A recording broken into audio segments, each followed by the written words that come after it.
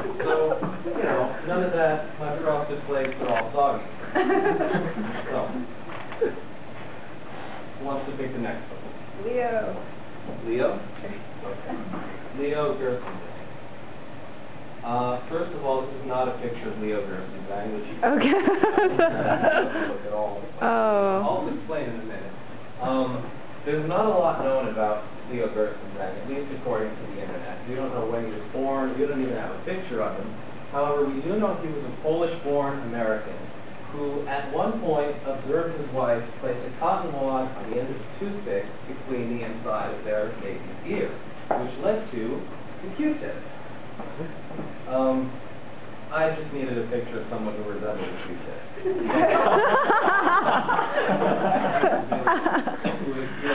Oh, man. You know, she's the Secretary of Health and Human Services in the Obama administration. But that's probably the only swipe I'll take at Obama in his presentation. Anyway, Q-tip. Company was Leo Gerson founded the Leo Gerson Technology Company in 1923, and he marketed his new invention as Baby Day, which in our day may not work so well. But back then it sold pretty well. Eventually, in 1926, he changed the name to Q-tip Baby Day, which Q stands for quality, and later just Q-tip, what we know today. So why is this created? Because, you know, who else would think of putting those two things together? I mean, there are a lot of things you can put cotton on, and cotton balls, but not so many that would make as much sense as that. And it works. One more person. Who do you want it to be? Gary Dahl. Gary Dahl. Okay. I was hoping you guys would get it. This is that guy who invented the pet rock from the video. Not a lot is known about him either, except that he's an advertising executive from Los Gatos, California, which is very close to where I live. His company, Gary Dahl Creative Services, specializes in electronic advertising, so he's written hundreds of TV commercials and thousands of radio commercials for different companies. He wrote Advertising for Dummies, and at some point in the mid-'70s wondered how far will people go to find the right pet, which led to the pet rock, which I don't blame you if you're not familiar with. I wasn't familiar with it until I watched Office Space either, but it's a rock that happens to be a pet, or a pet that happens to be a rock. It was introduced in 1975. The fad only lasted about 6 months, and it made Dahl $1 million. He earned $1 million for marketing this. It's pretty creative. I mean, granted, it's a terrible idea, but you have to give him props for figuring that out. And it was featured in People magazine. Oh. I actually have the article right here if you guys want to take a look at it.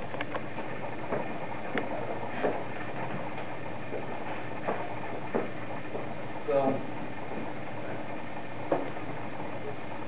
yeah, that's the pet rock.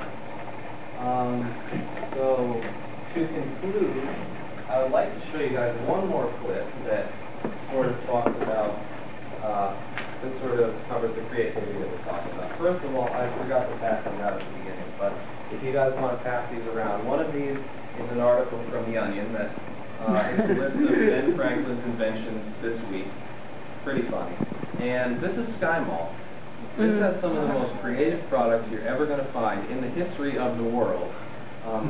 If anybody wants to steal that at the end of the presentation, feel free, because I'm not going to buy it. I'm giving you guys one more choice. What type of creativity would you like to see? Family game. One. Family game. Let's take a vote. Let's take a vote. Who says family? I see 4. Who says food? I see another 4. Games. 1. Military. Underdog. 1. Politics and economics. I see 4 again. And technology. Technology. All right, 4. I'll neutralize my vote. Okay, Yeah. somebody shout something out. Okay. Oh, okay.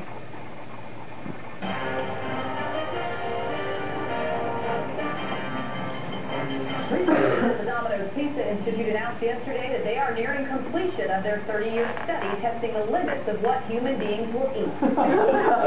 Everything our lab created. In fact, they pay money for it. The results continue to surprise me. Over the course of the study, Domino's scientists have found that decreasing the nutritional value and increasing the visual repulsiveness of their pizzas only makes them more popular. Applies to the crispy melt pizza. It's basically one pizza converted on top of another pizza. It looks like something no animal should consume. The creation is constructed out of a cardboard-based crust layered in Oreo cookie crumbs and drizzled with a wax-like substance. We hypothesized that the sight of it alone would repulse customers, but it became one of the most popular items on the menu. The Domino's scientists now believe that a certain percentage of human beings may have a genetic predisposition to eat unhealthy foods from other, even unhealthier foods. The Institute will next test human tolerance of the crispy nacho platter pizza, the big New York hot dog pizza, and the strawberries and cream milkshake dessert pizza. Why are you fasting? Huh? Why are you fasting? Judging from our findings, people will probably eat those too. Dr. Moore said he initially had little issues with conducting the test on humans, but has since come to see the subjects as, quote, cheese and sauce consuming beef. In international news, the equivalent of Americans were killed in Afghanistan today.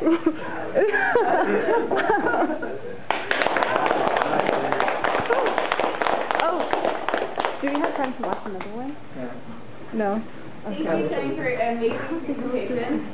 Obviously, you can see right there that there's a lot of creativity in that presentation itself. Not only was there not one leader of the week, but 3, but you got to choose which one. So I want to give Tony another round of hand because not only did he put this presentation together, but he put 6 presentations together without knowing which one would he pick. So let's give Tony another round of hand. Woo! So we've seen examples of people who have been creative in creating presentations and who are actually in the public life and being creative and being successful in doing so, such as the pet rock idea. So how exactly are we to become creative? And for that, I want to introduce our Power Workshop, and that will be by James. Let me introduce him first. He's a 3rd-year neuroscience major. He's actually transferred to his 1st year at UCLA, and he has a dream of becoming a doctor. So he's looking for his med school, and also he likes to listen to music and watch TV or watch movies. So I'd like to introduce James.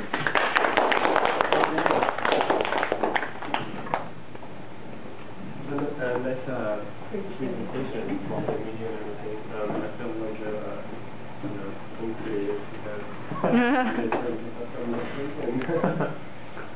but let's talk about creativity. So, what do you guys think about it? What is creativity?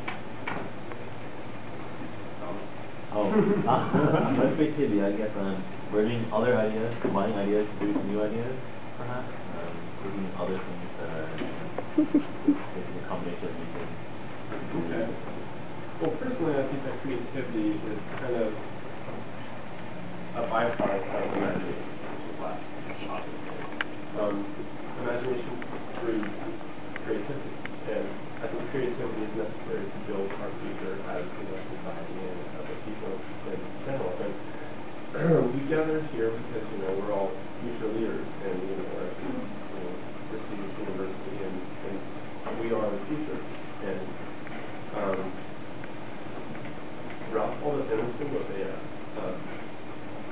19th century writer and philosopher, and he suggested through a speech that he was giving to a class of the Harvard graduate class.